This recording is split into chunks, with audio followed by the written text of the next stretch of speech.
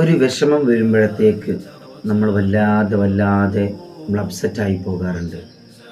പരിശുദ്ധമായിരിക്കുന്ന ഇസ്ലാമിൻ്റെ ദീനിൽ ഹബീബന മുഹമ്മദ് മുസ്തഫ സല്ലല്ലാഹു അലൈഹി വസല്ലമ തങ്ങൾ അദ്ദേഹത്തിൻ്റെ ജീവിതകാലത്ത് ഇസ്ലാം ദീൻ പ്രചരിപ്പിക്കാൻ വേണ്ടിയിട്ട് ഒരുപാട് ത്യാഗങ്ങൾ സഹിച്ചിട്ടുണ്ട്.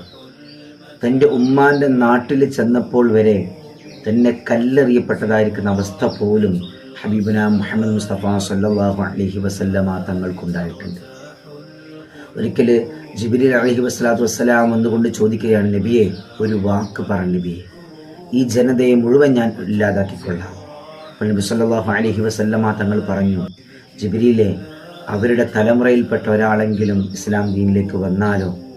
അപ്പോൾ ജിബ്രീൽ അലൈഹി വസ്സലാത്തു വസ്സലാം പറഞ്ഞു, നബിയെ, അങ്ങയുടെ രക്തം ഈ ഭൂമിയിൽ വീണ് കഴിഞ്ഞാൽ പിന്നെ ഞാൻ അങ്ങയുടെ അനുവാദത്തിന് കാത്തു നിൽക്കൂല എന്ന്. അത്രത്തോളം